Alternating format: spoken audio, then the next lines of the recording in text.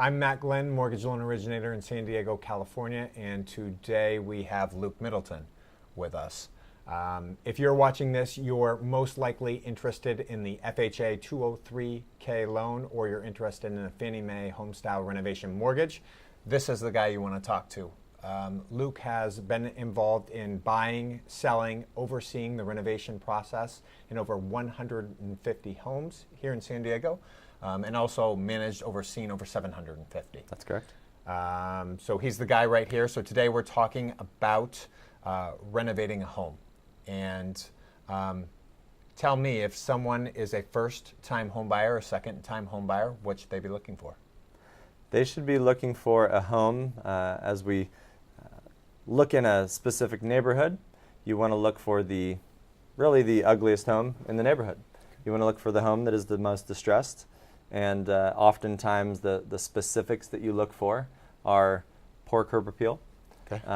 You dive into a home and you look at original homes, so trust sales and probate sales, and even specifically into popcorn ceilings and wood paneling. All of that stuff I absolutely love, because it means we can come in and really make it our own. Okay. Talk to me more about poor curb appeal, because our audience may be from all over the country. Poor curb appeal. So poor curb appeal is really a home that needs, as you're driving through a neighborhood and you see all these beautiful homes, and you see one home that just sticks out like a sore thumb. You have overgrown landscaping, you have paint that's peeling off, you have screens that are falling off the windows, or just windows that are broken, anything like that, something that is looks like hasn't been touched in years. And why is that the one?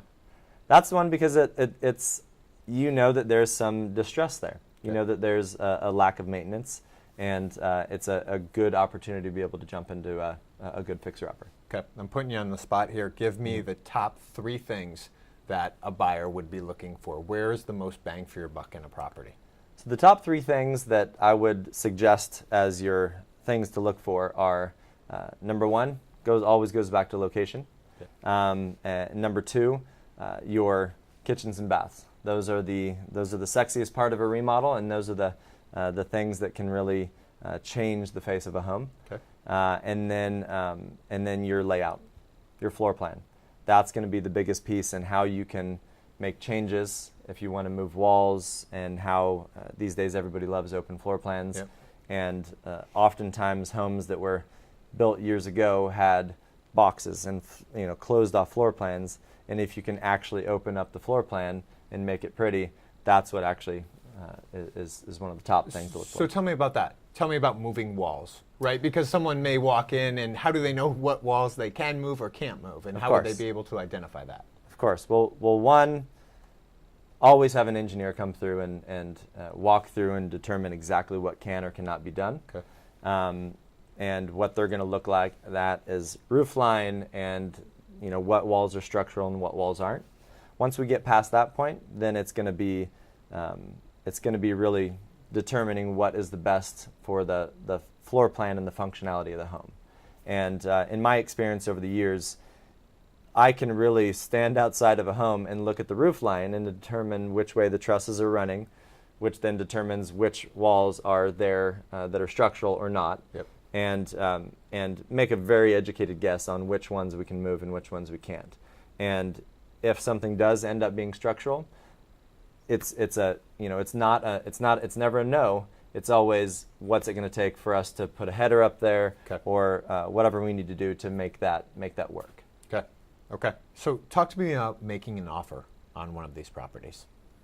So that's the best way to get your best deal when you are making an offer on these things. So there's a way to build an offer that is best suited for the buyer, and a way to make an offer that really appeals more to the seller. Okay. And with these home renovations, you can really build it to appeal to the seller, because you don't have to worry about nickel and diming them on the inspections. And if there's a problem with the kitchen or the sink, or there's broken tiles or flooring that's missing or anything like that, you don't have to actually ask for those things to be repaired. So this can be more appealing to a seller. It can be very appealing to a seller, because oftentimes what sellers don't understand is a buyer can come in and ask for $5,000, $7,000, $10,000 in repairs for all of these aesthetic items, when in this situation, we're only concerned about major structural items. Yep. And all of the other items we plan on renovating anyway. Yep. So we can actually build an offer to really kind of suit that. Got it. So we're coming in with a Fannie Mae HomeStyle renovation mortgage or an FHA 203K mortgage, which have this connotation that they're unclosable or more difficult to close, which is not the case. But if we're up and fighting that battle, how else can we get our offer accepted? Well, as you say, it's one of those misconceptions in the industry. But when it comes down to it, no matter what loan you get, you have to have a great loan officer on your side, and you have to have a good agent that understands these processes, especially when it involves FHA 203K or HomeStyle loan, knowing that you need to get a contractor in there, when you need to get a contractor, exactly what the process is, so you can stick to the timelines. Okay. Is buying a fixer-upper a good idea? Buying a fixer-upper is a great idea. So with buyers, oftentimes they run into these properties that would otherwise be purchased by a cash buyer or a flipper or somebody, and we can actually come in and buy a property and really make it their own. So not only can they buy a home that is in a great neighborhood that they really want, but they can also make it their own and really dial it into the style that they like, and throughout that entire process, build in their own equity. So it's a great idea. Talk to me about that. So if someone's walking into a project and they're thinking about investing $100,000, what can they expect the value of the property to go up?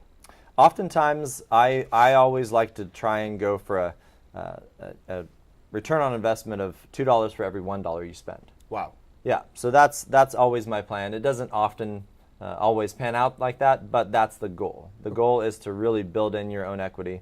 And so, well, I have a question for you on that, because a lot of times we'll see charts, right? And we'll see that if you invest $100 into a kitchen, you'll get $70 back, Sure. right? So why do you think that if you invest 100, you could get 200?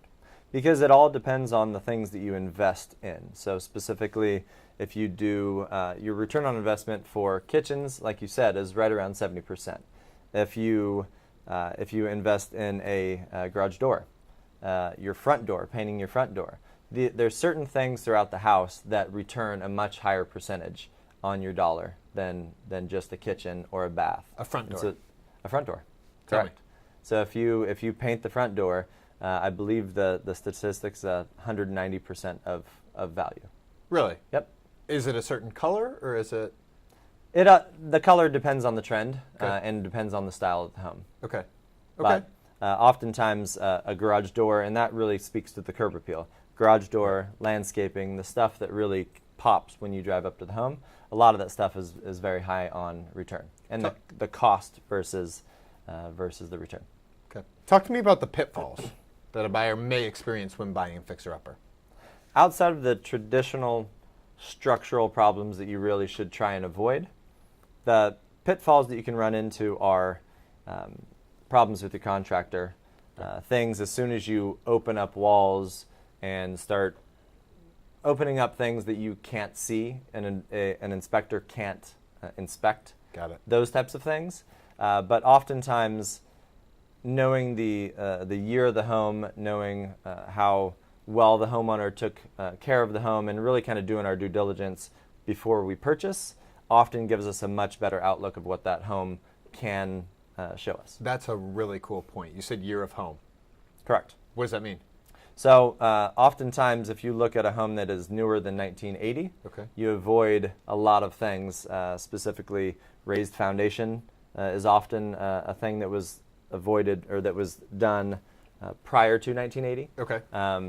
Lead-based paint Okay. was stopped in 1978. Okay. And so you often have these certain things that will cost extra money at certain times. So an older home, as you can imagine, a home that has raised foundation that was built in 1920 is going to have some foundation concerns no matter what. Got it. But it's just a matter of diving into what the cost of those versus the return. Got it. Okay, so let's talk about contractors.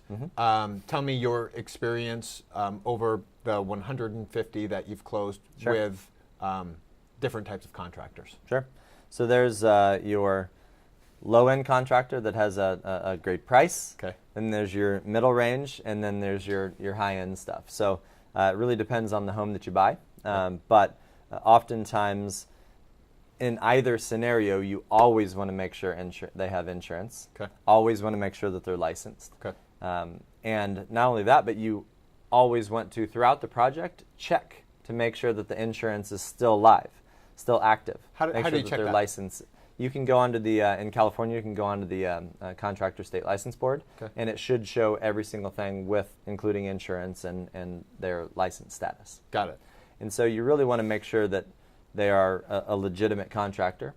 And then no matter what, whether it's a high-end contractor or a low-end contractor, because it is your home, you really need to be there. You need to be there, and you need to see what's happening and have an expert that is walking you through the home and knowing exactly what to do. Why? Because you're the only one that's going to care about the grout lines. You're the only one that's going to care about whether the floor is, the wood floors are laid north versus south. You're the only one that's going to live with that, and the contractor is listening to you. And there's plenty of things throughout the contracting process that come up that you didn't prepare for, you didn't think about in the very beginning. So being there and being present through the whole process is very beneficial. Is that the fault of a contractor if it's not thought through It's not. the entire way? No. It's not, and that's part of the expertise that I really try and bring is trying to picture the entire project and really finding out what the things are that we're going to run into are, and preparing for those things. Putting them into the bid, because no matter what, a contractor is going to listen to what you want, and they're going to build out a bid, and it's going to be for those specific items. Yeah. And if extra items come up, you're going to be charged extra. Yeah. And that's the last thing that we want. How often do you run into that, where one thing leads to another that you weren't expecting, and all of a sudden the money's flowing? I would say every project. Really? Every project. Why? Because there's things that no matter what, there's things that homeowners want to change as they go through the process. There's things that as you take down a wall or move a kitchen or anything that comes up, they're things that nobody thought about, and they're really preference things for the buyer. Got it. Talk to me about subcontractors. Subcontractors. So oftentimes you'll hire a general contractor that oversees several subcontractors. Yep. A flooring guy, an electrical or an electrician, a plumber. All of these things, one, they all need to be licensed. They all need to be experts in their own field, and of course, they need to be good at what they do. Yeah. But subcontractor is an expert that focuses specifically on one trade. Okay. An electrician comes in and he's great with all of your all of your wiring. A plumber comes in and he's great with everything from your sink faucets to your rough plumbing that goes into the ground. Okay. So you're not going to trust a landscaper to come in and replace a lot of electrical outlets. Is it common for a contractor to hire subcontractors? It's extremely common. Oftentimes a general contractor will have their own people, but for major items like roofing and landscaping and some major items like that, they will hire out subcontractors. Okay. And it really depends on how big the general contractor is. Okay. Okay. So, Luke, regarding contractors, is there a certain type of contractor, whether it's a low end, a medium, or a high end contractor that you recommend for a job, or that you look to for each individual job? Of course. So it really, again, goes down to each individual job. If I'm doing a renovation on a $3 million home, Yeah. you have to use a high-end contractor. And your costs are much higher because you're not putting in the first level fridge, you're putting in the nicest fridge you can find. So your costs associated to each room are going to be much higher than if you're doing a remodel on a $400,000 home.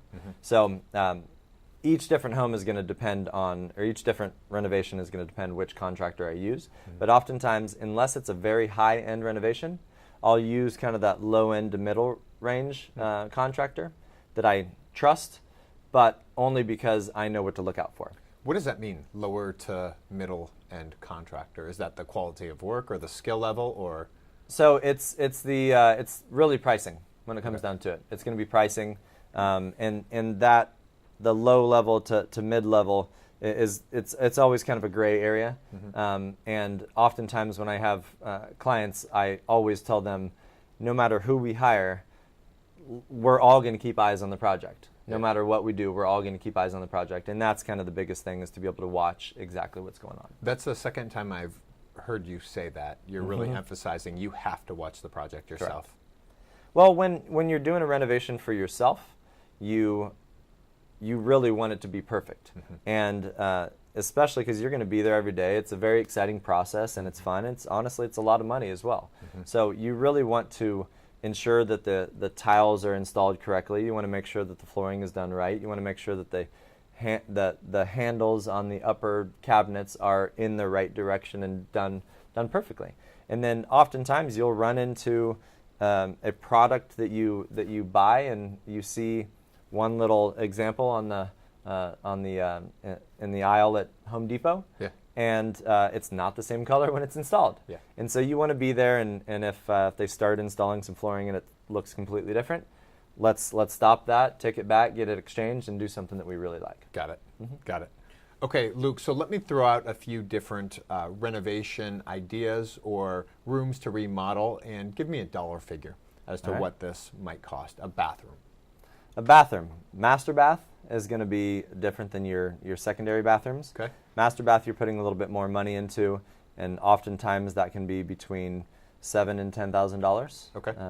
Because it's a little bit larger. Okay. Your secondary bathrooms, you can spend anywhere from $3,000 to $6,000. Okay. So, and what does that do? What does that 7 to 10 do?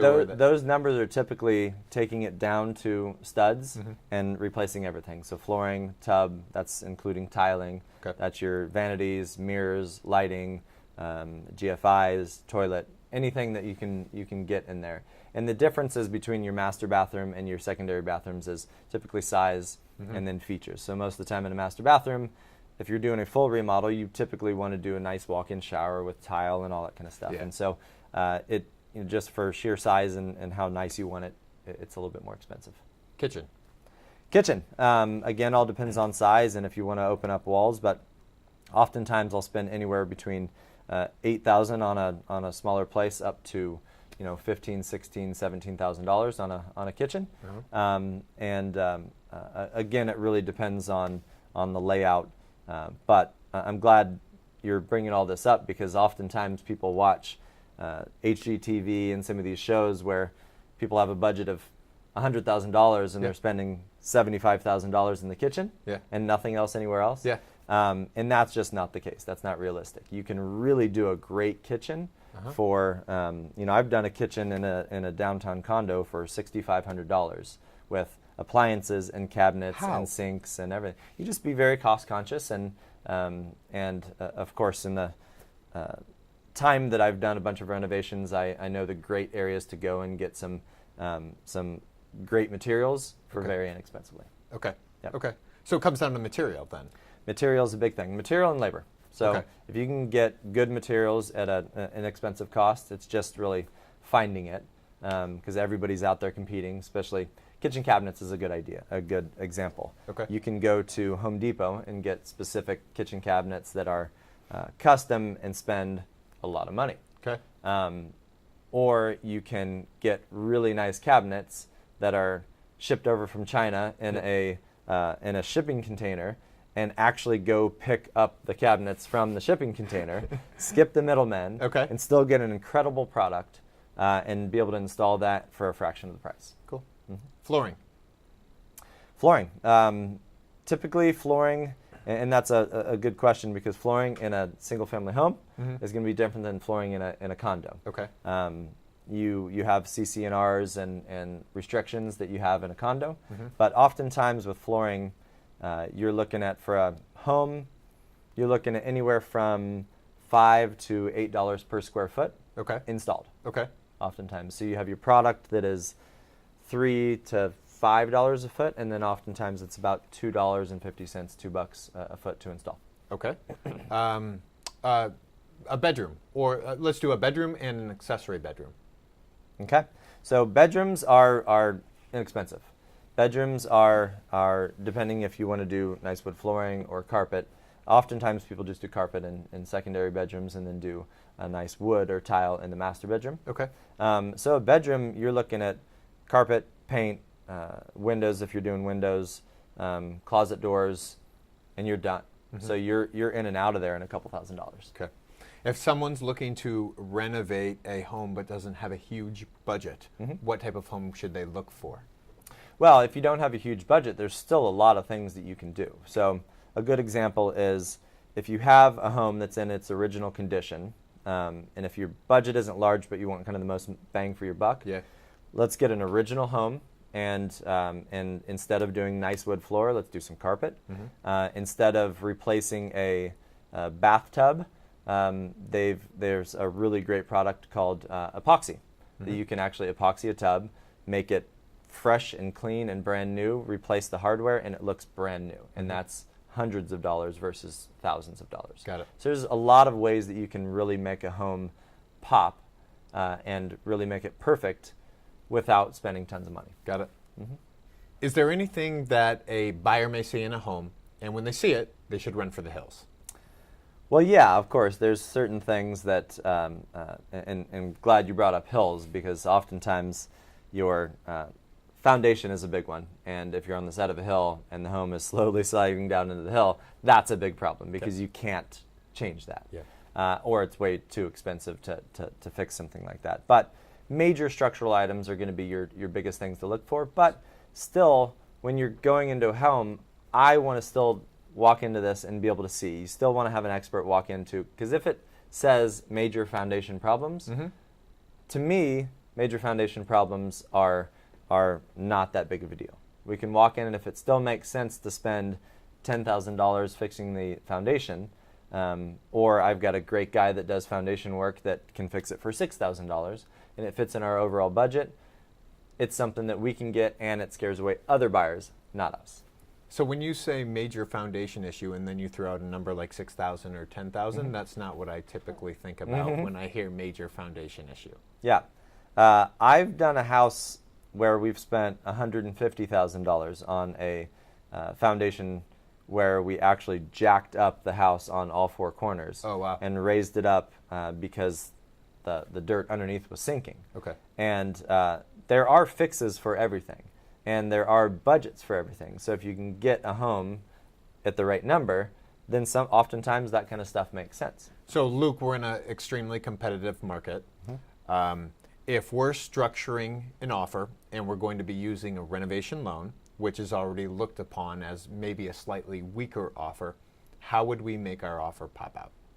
So I would actually disagree with you on that. I think the way that I would, it really depends on the way that you structure it to the seller. So from a renovation loan, I look at that as I'm not going to nickel and dime the seller with these small other items. So oftentimes what you can do is you have a general inspection period, but you can actually narrow that down. You can remove that and say, I only want to review the roof, the foundation, and a couple of major things, which to the seller says, great, I already know that those are great, and I don't have to worry about these other items that they're going to nickel and dime me on. Got it. So that's a great way. Okay, so you're saying that you would relay to the seller that you would only be asking for certain repairs? Correct. So if that negotiation is already done up front, then there's not this kind of unknown out there. Right. And you can really structure other time periods to best help the seller and make them understand that you're serious and make them understand that you're really there to get the home. And yeah, so it's actually a more beneficial offer for a seller to accept or a seller's agent to accept, because you're coming in saying, hey, we aren't going to rake you over the coals if this isn't right and this isn't right and this isn't right. Oftentimes sellers don't understand that the negotiation doesn't stop after you agree on a price. Sometimes buyers get into the home and offer a price to just lock the home up, and then they have full intention of having a home inspector come in there, tear the place apart, and come and ask for $5,000, $10,000, $20,000 worth of repairs.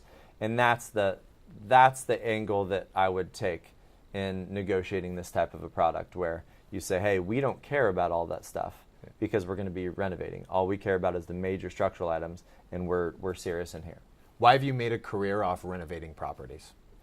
Because renovating properties is, well, one, it's just fun, but it's been something that I've done all my life. Growing up, my parents renovated properties, and I, from the time that I was 6, 7, 8 years old, I would help with landscaping and painting and everything from top to bottom.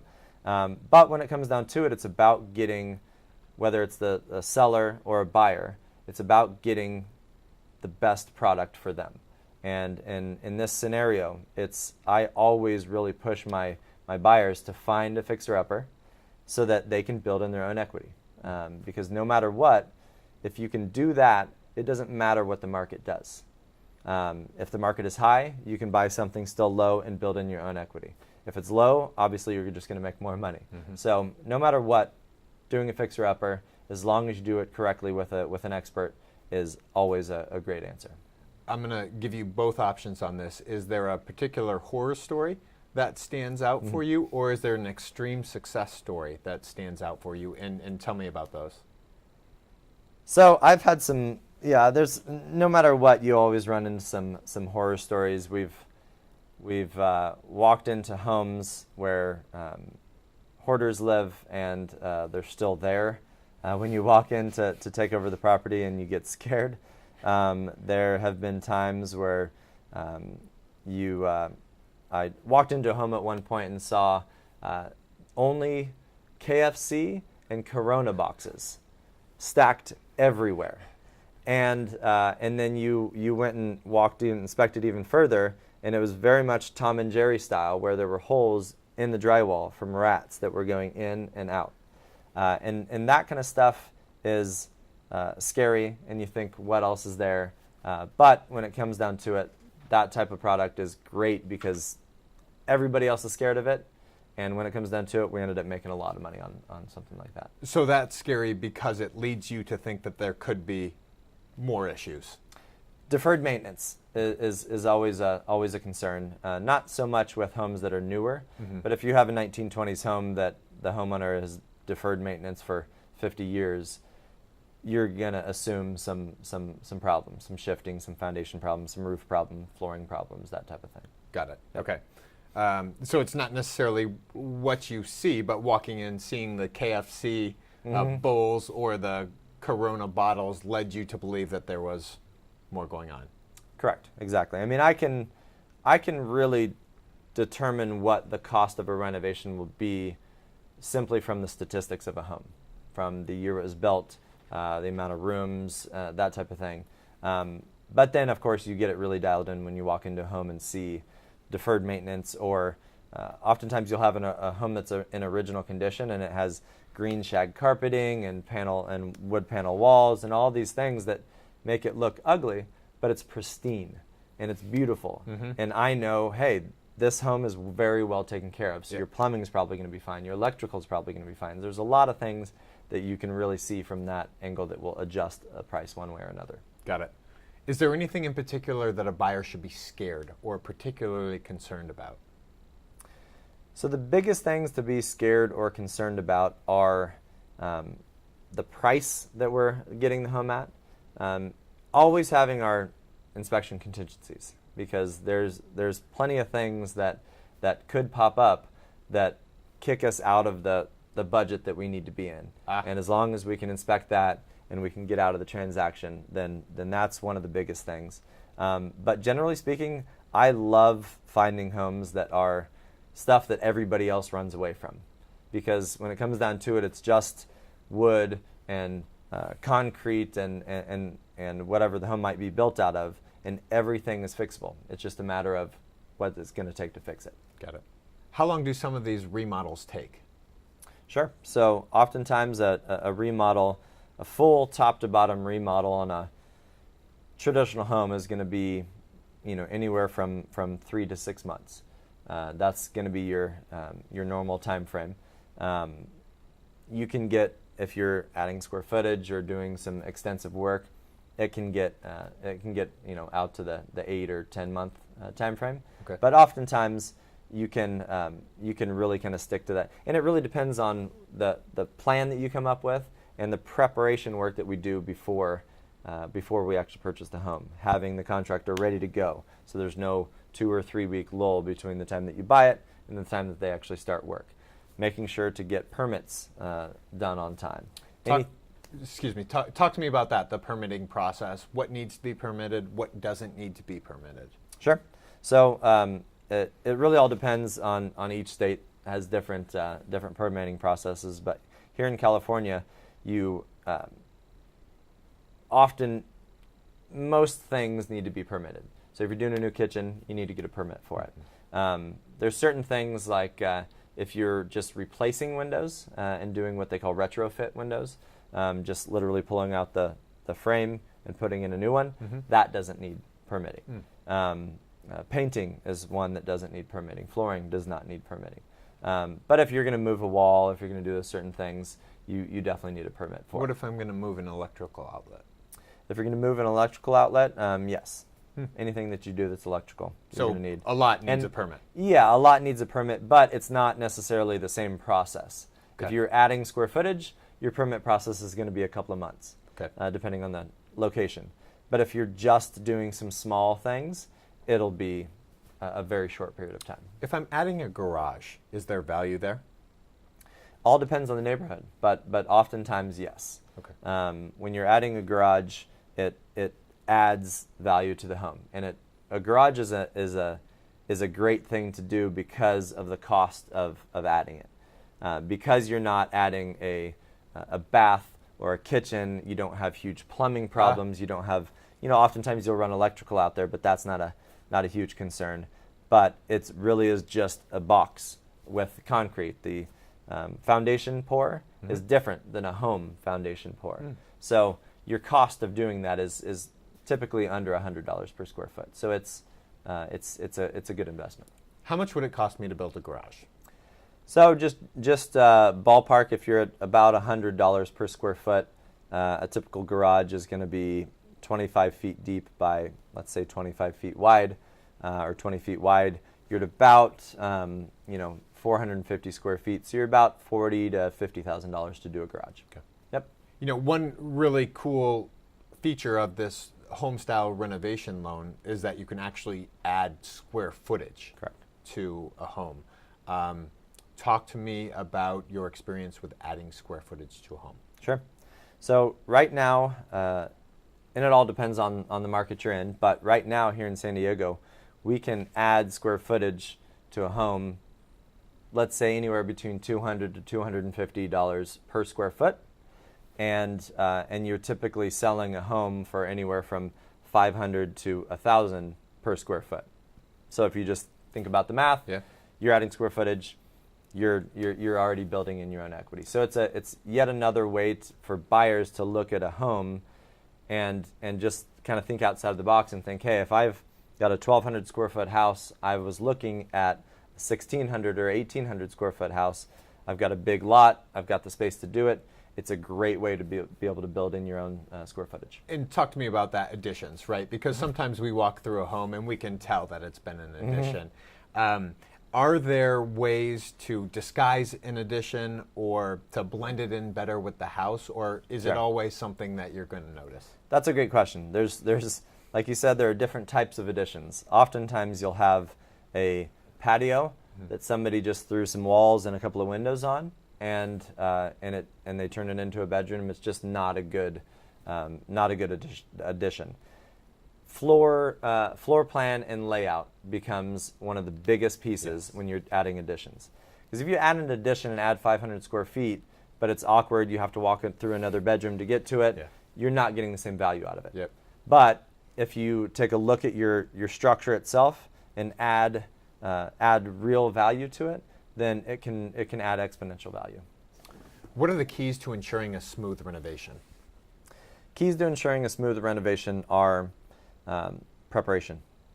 Preparation is key in everything that comes through here. So meeting with the general contractor, going over a plan, ensuring that as many possible things are in that bid and spec'd out as you possibly can.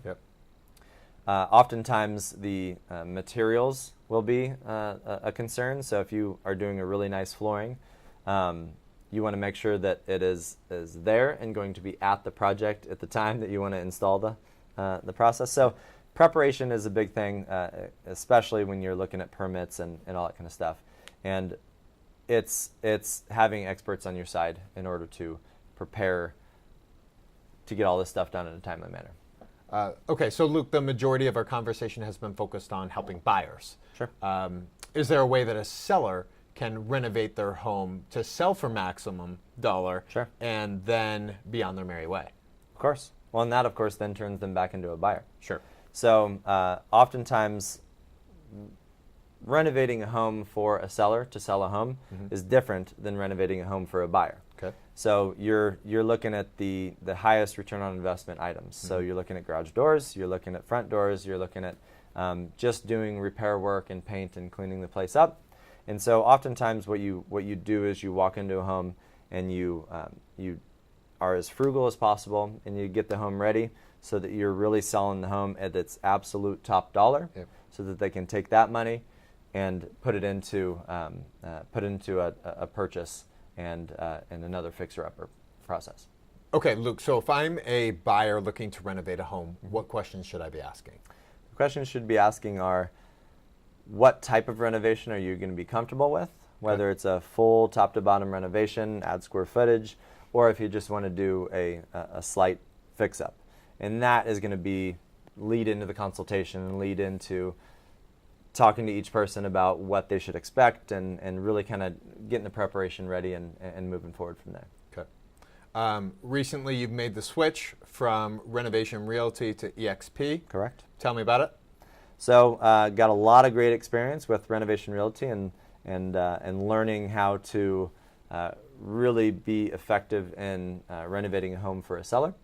And made the switch to back out to running my team, the Middleton Group, with EXP, and out there really helping buyers and sellers, specifically with renovations, and making everybody money. So I'm really excited about it. So this is something that you would do for somebody here in San Diego? Absolutely, absolutely. Awesome. I think that's what we have. So hopefully this was helpful to all of you out there watching. If you have any questions, don't hesitate. We'll put some links on how to contact us. Yep. And then you can also drop any questions or anything in the comments. We'll make sure to get to those. Luke, thanks so much for coming. We really appreciate your expertise in renovating. Thanks for having me.